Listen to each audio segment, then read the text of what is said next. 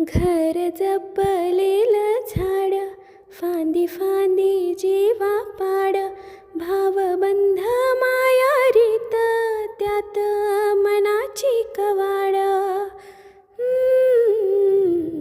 लेक माहेराचं सोनं, लेक सौख्याचं औक्षण, लेक बासुरीची धूण, लेक अंगणी पैंजण, लेक चैतन्याचे रूप, लेक अल्लड चांदण, लेक रंगाचं शिंपण, लेक गंध हळवमण, लेक परक्याचे धन.